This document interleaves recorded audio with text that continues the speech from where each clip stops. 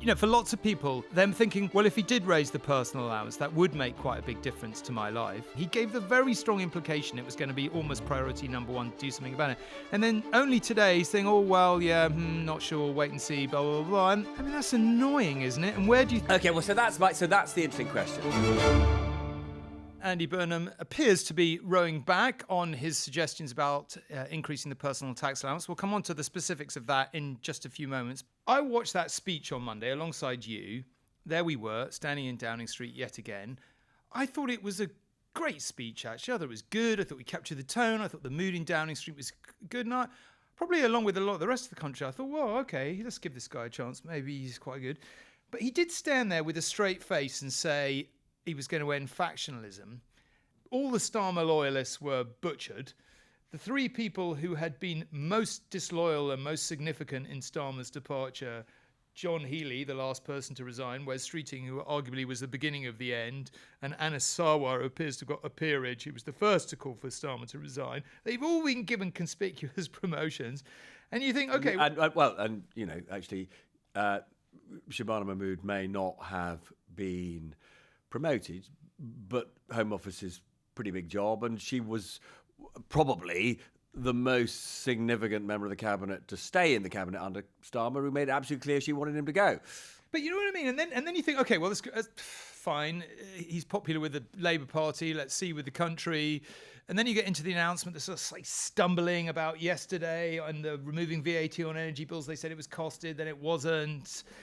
You know, today here we are again with the personal allowance. He's gave the strong impression he was going to do something very soon about the personal allowance. Now he's saying, well, maybe not. I mean, have there been any bold ideas he's articulated that he hasn't, potentially started to row back on quite quickly? And I keep thinking, as I came to work this morning, I thought, am I watching Macbeth, killing a king? It just turns to dust in your hands in Macbeth's case, doesn't it? I mean, is this any different? What do you think, anyway? McCandy. McCandy. Anyway, what do I think? Am I being too harsh?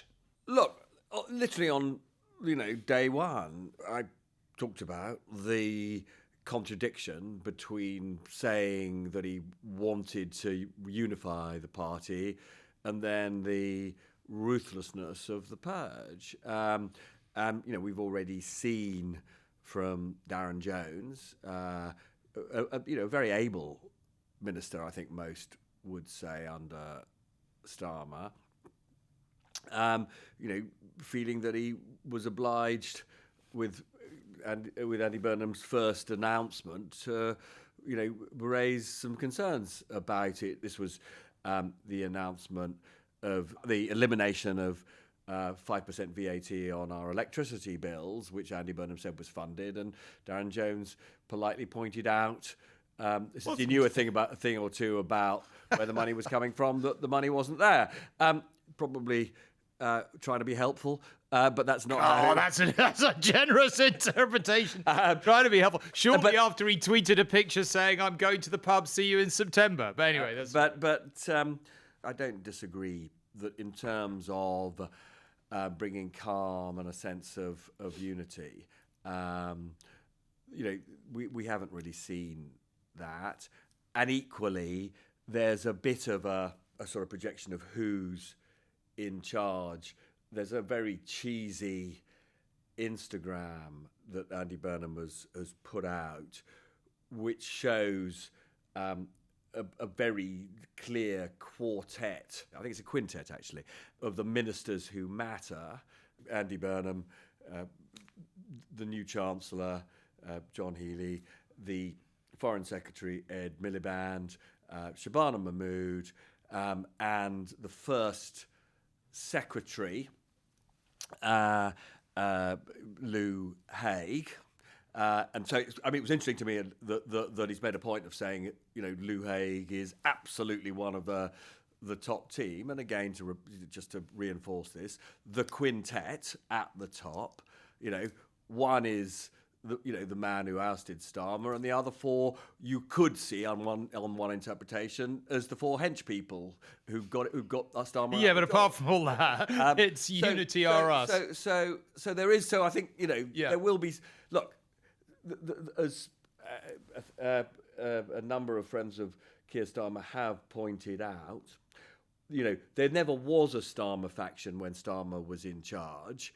But there looks as though there's one being built up by Andy Burnham in the way that he's managing the party, which is, perhaps not that constructive. But for me, he has started with, frankly, some not very ambitious retail offers. I mean, he's doing, in some ways, the total opposite of what Starmer did. Starmer initially became incredibly unpopular because he allowed Rachel Reeves to take some money away from retired people by abolishing the universal entitlement to the winter fuel payment. And even though it was desperately unpopular, in a sort of economically rational point, quite a lot of people who got the winter fuel payment didn't really need it because they're millionaire pensioners, but they were still getting it. And there was some logic towards means testing. It turned out to be catastrophically unpopular. What's interesting about Andy Burnham is he's just doing the reverse. He's with his VAT cut on electricity, with his bus fare, cut. He's handing quite a lot of money to people who don't need it. Because that VAT cut is relatively more valuable to rich people with big houses. I don't entirely. Okay, let me finish off. I understand the politics of it. Yeah, but it's definitely not very Labour, but it's also very unambitious. Because my criticism, or concern, or however you want to put it, is this: Labour, Blair Brown come in. What do? They do something which was literally a really big, bold thing. Is they gave control of interest rates to the Bank of England. That was a big thing, right? Huge. What does Trump? And then Trump comes in and does just a whole succession of massive era-defining things, from closing the border with Mexico through to the tariffs. None of this is to say that what Trump did was good, but my God, it was big, right? Yeah. And actually, Andy Burnham has come in and he's talked about being the most important prime minister for 40 years, right? But he's not done anything that looks symbolically important. And if you're going to do something big and bold that's symbolically important, if you don't do it in your first few days, I mean, history tells us you're probably never going to do it. Yeah, I think that's fair. I mean, the only thing I'd say against that is that I think the one thing he's done really well is he's had one consistent message above all, which is I'm going to help people with the cost of living. And he's come in and the first things he has done have been aimed directly at the cost of living. And as we've discussed many times... It's small beer and it's not very well targeted. I agree. But, we often said, Starmer was rubbish at politics, which I think was true. And I'm sure history will relate that. But, this is slightly better politics is all I would say. Yeah, it is better politics. But it's not very ambitious politics. I agree and he's with also, that. The other thing that I am assessing, right? And it may turn out that this is more positive than it looks, right? But, you will remember that during the 2024 general election, when we were talking every night about, who was winning between Starmer and Sunak in the contest to be elected, and it was pretty obvious that Starmer, not because the campaign was brilliant, but just the Tories were in such a mess that Starmer, was going to win that election. At the end, pretty much at the end of every conversation I had with you, I would say something that I'm sure our viewers thought was nuts, because I would literally say at the end, almost our every viewers night... never think you're nuts, Robert. Well, pretty much every night I would say, the thing that is really upsetting me is the big thing that is changing all our lives is artificial intelligence. It's changing the economy. It's changing society. Yeah. There is no discussion of it at all in this general election. That is really worrying, right? Now, and it then took an age for Labour to actually begin to understand the potential, both the costs and the massive, both the sort of potentially big costs and the potentially big benefits of AI, and they inherited this science, and innovation and technology department, and they made a big thing within that department of various AI action plans. If I'm honest with you, I still don't think they were ambitious enough. I don't think that, as a nation, we're still having the right kind of debate on artificial intelligence. But nonetheless, they were getting, this was a government that was getting there. They're closing that department down. Bits of it are going to Downing Street. Bits of it are going to the Department of Business. I think even bits of it are going to DCMS. Now, it may be that Andy Burnham gets the AI challenge, and that this is all about Downing Street seizing more control of it. And it is true that the AI minister, a very bright young minister, Kanishka Narayan, who I literally have a lot of time for, is now going to attend cabinet, but he's attending cabinet as a bit of a nomad. I mean, essentially floating between different departments. And I mean, personally, I think that may be a terrible mistake. I mean, the other thing about any kind of reorganisation is it actually distracts from doing things. So, as I say, there may be logic to completely dismantling and destroying this department and putting the bits elsewhere, but there's no doubt in my mind that the process of doing that will take months, and in the meantime, the really important policy questions about how you redesign schools for an AI world, how you redesign the welfare system so that when people lose their jobs, they're, from AI taking their jobs, people get the benefits and the support they need as they retrain, which takes me on to where are the institutions that are going to retrain these people who lose their jobs? And where's the tax revenue going to come from when people lose their jobs? And, there are so many issues here that are not being properly debated, let alone some of the more extreme risks from AI. So, there was a focus, a whole department that was more or less focused on that, more or less, more than anything else, and it's going. I tell you one thing that I think is quite damaging that they're doing. We discussed ad nauseam on this podcast, on News at 10, on all our special programmes, the absence of a growth story when it came to the Starmer government. But the one thing I would give them a bit of credit for is injecting, I think Rachel Reeves and Starmer did inject a bit of stability into the government and into the management of our economy. And I think this lot are sort of destabilising that a bit. And the reason I say that is they keep... Now, it's not all Burnham. Quite a lot of it is people around him, people, quote, supposedly close to him, people who potentially influence him or potentially don't. Keep floating ideas and then they get, backtracked. And I think that's very difficult for people trying to make investment decisions and all the rest of it. So, you talk about land tax. Well, that's very complicated. Maybe we're not going to talk about wealth taxes. Are they really going to do wealth taxes? Is it going to be a one-off? Talk about raising the top rate of tax back up to 50p. Then he says, oh, yes, I don't want to be factional. Didn't use those words, but that kind of thing again. And so on and so on and so forth. Now, for people who are trying to get by, they see Andy Burnham come in, they see him do these measures like VAT on energy bills and bus fares. Great, but very, very small beer.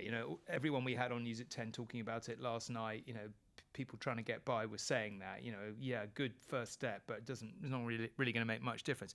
He has talked about the personal allowance. I know you're not a big fan of that in tax and economic efficiency terms, but it's just so the only thing about the personal allowance is if you raise the tax-free personal allowance, it costs quite a lot of money. Again, it's a bit like what I was saying about why, if you really want to help people who are struggling, you wouldn't simply abolish VAT on electricity for everybody, because, as I say, that does tend to benefit the better off more than those on low incomes. And similarly, if you raise the tax-free threshold, I think if you did it for a full year now, it would cost about 4 billion. In 4 or 5 years' time, it costs quite close to 10 billion a year. That's a lot of money, right? And if you're going to devote 10 billion pounds to helping people on low incomes, there are better ways of, there are ways of making those people much better off, and much more efficient ways of doing it. That would be my only point. There's a question I think people want answered, that's all. For lots of people who don't know much about Andy Burnham, who probably weren't that interested in his rise to power and all the rest of it, them thinking, well, if he did raise the personal allowance, that would make quite a big difference to my life. And I listened to what he said variously about it. You know, people raised it on the campaign trail. I think it's a really serious thing. He gave the very strong implication it was going to be almost priority number one, do something about it. And then only today he's saying, oh, well, yeah, not sure, wait and see, blah, blah, blah. And I mean, that's annoying, isn't it? And where do you think it leaves us? So that's the interesting question, all right, which is what I wanted to really talk about. Andy Burnham, forever, right, has a habit of saying something and then rowing back on it, right? Now, in a way, I quite like that.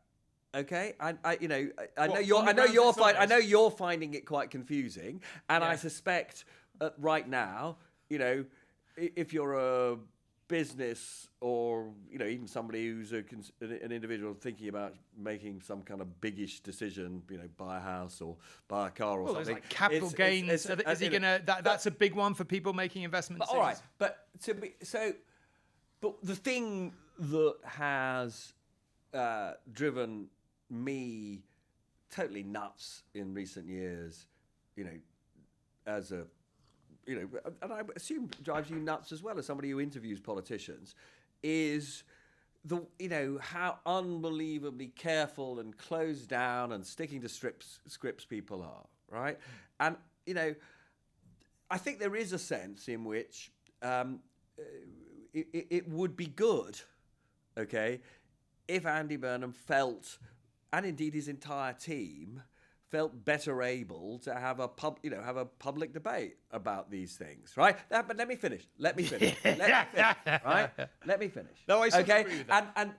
And actually, in lots of ways, they are already behaving very differently from the way governments have behaved. And this at the moment is not something that I feel critical of, because actually, I want all of us to be more grown up, particularly in the media, right? I mean, the instinct of the media is when somebody doesn't rule something out that is slightly controversial, is to make some gigantic headline out of it. So, Andy Burnham doesn't rule out putting up the top rate of tax to 50 pence in the pound, becomes this huge shock, headline. And I think good on Andy Burnham in a way that he's not frightened of that. No. Because actually it would, and if you look at Trump, right? Now, obviously Trump's poll ratings have collapsed recently, but that is not because he basically says, sometimes in what looks like a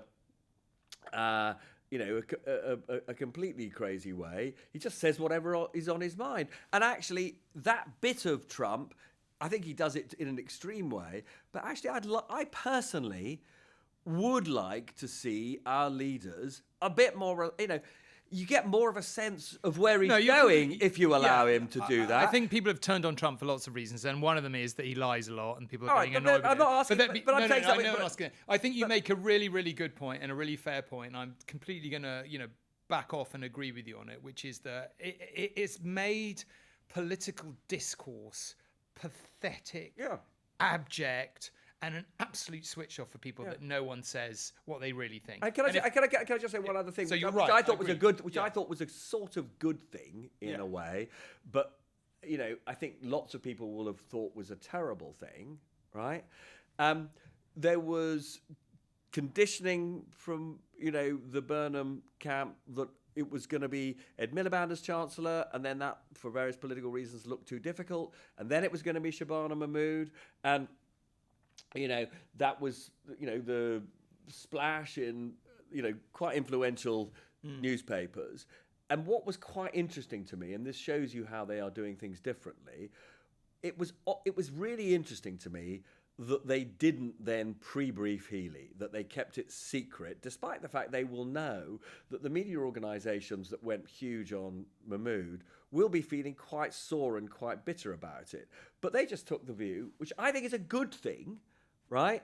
That they can just do things without being constantly neurotic the whole time about what the media think. And so that was another example to me of, and I would, I think long may that continue. No, I just want to pick on. I mean, I'm a bit more of a conspiracy theorist than you are. I think it's perfectly plausible that Healy stitched up a deal when he resigned. Anyway, that's a different story. I agree with you that it was quite clever of them to just have it as a bolt from the blue and to catch everyone by surprise. And that's not a trick. It's just a way of controlling the agenda and how things are discussed and all the rest of it. And I thought it was clever. But also, it just shows, in a way, that they're not as neurotic, no, frankly, as predecessors about what this or that newspaper says, and that is a good We've got to try and be consistent as we demand from politicians, and we have both said repeatedly over the last year, 2, 3, that we think one of the most toxic things for political discourse anywhere in the world is politicians who just never say what they think. Just come out and say what you think. We've said it a million times.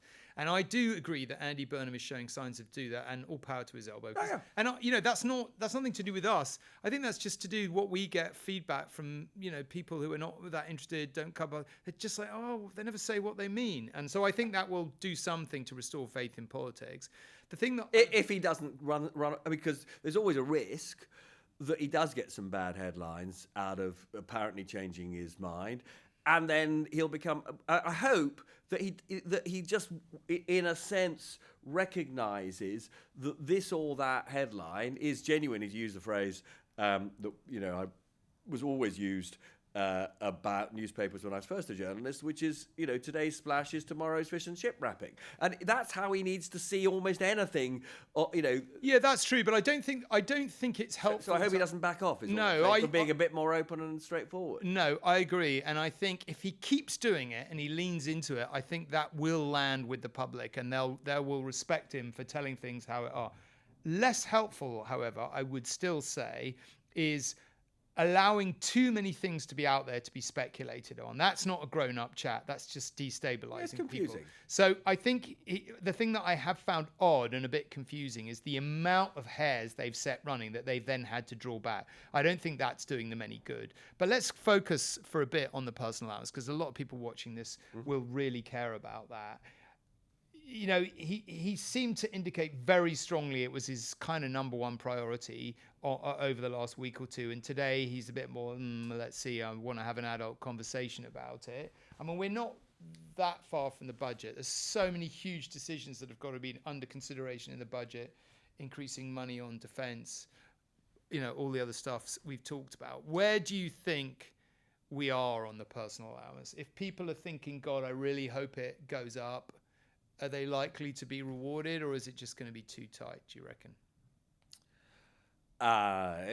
If he were to do a budget that were to pave the way for,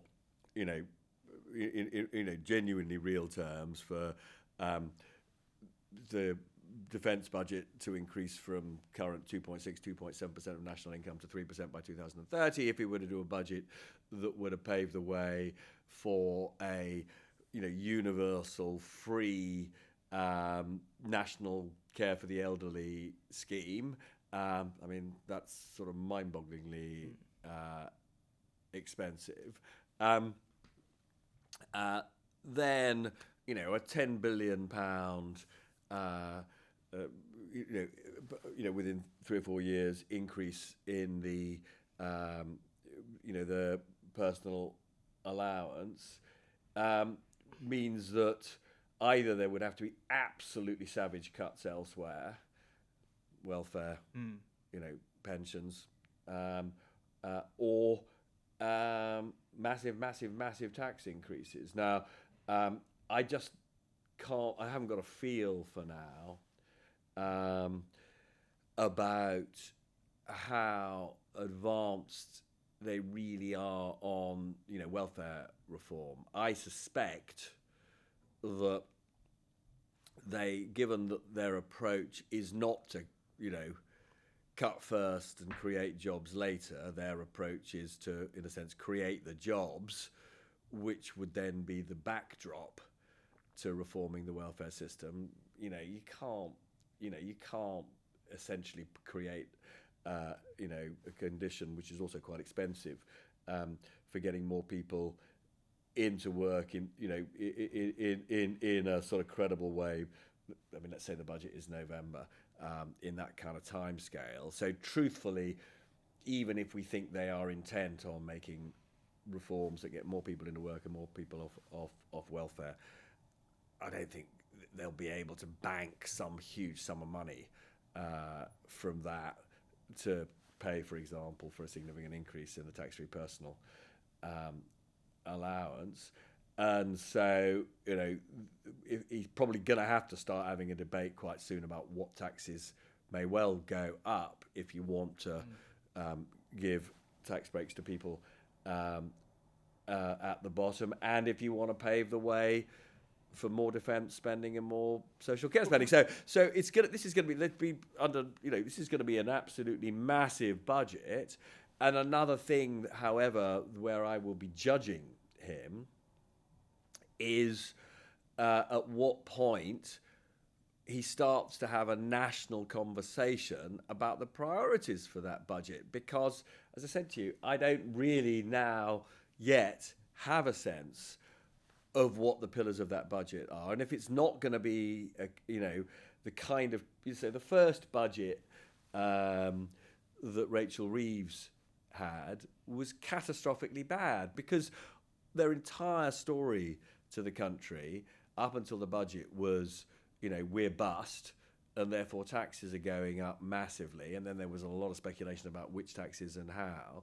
Basically, businesses and consumers both thought, well, I'm not going to spend or invest now because, obviously I'm going to get this whacking bill from, the Chancellor any time now.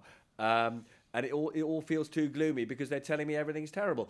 So if he's going to avoid that trap, he's really got to have start having a national debate about what the point of this budget is, which taxes might go up, and what the priorities are of a positive sort in that budget that might actually do something for our absolutely appalling growth performance over the last 15 years and our appalling performance when it comes to raising living standards, which have gone nowhere for 15 years. So, this is what I want to see from him, is a bit of honesty and a bit of leadership. One question I have actually been burning to ask you. Yeah. What do you make of the idea of war bonds? For people who haven't followed this, the idea is that you can create effectively a separate class of borrowing that is used to invest in Britain to reindustrialize our base and drastically increase defence spending.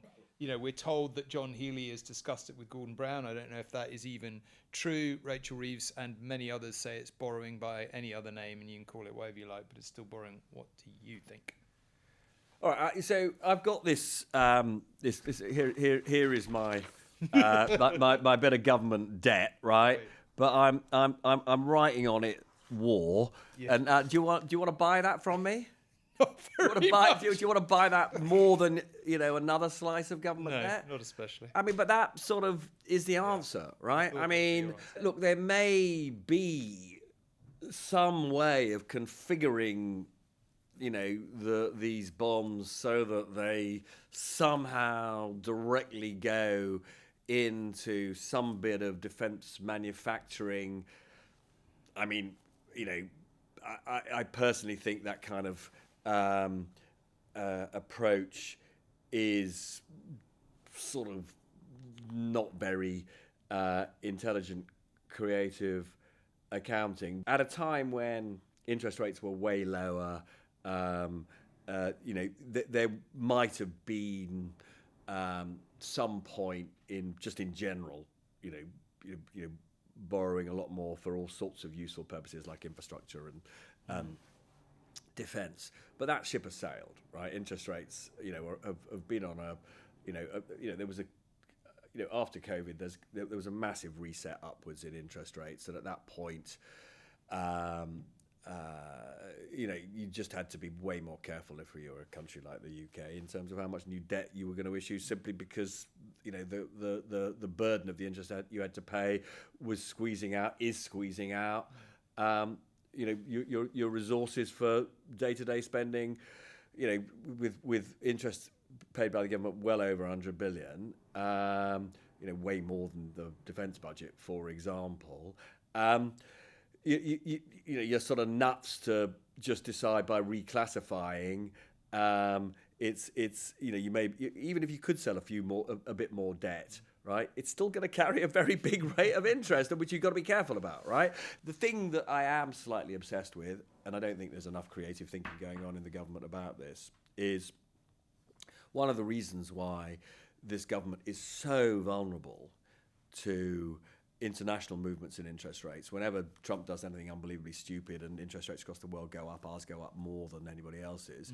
And that's partly because of the absence of a proper growth plan here, but it's also partly because a big chunk of our debt is owned by hedge funds and international investors who basically have no patriotic reason to invest in the UK, and if they think things are getting bad internationally, they're just going to dump our debt, right?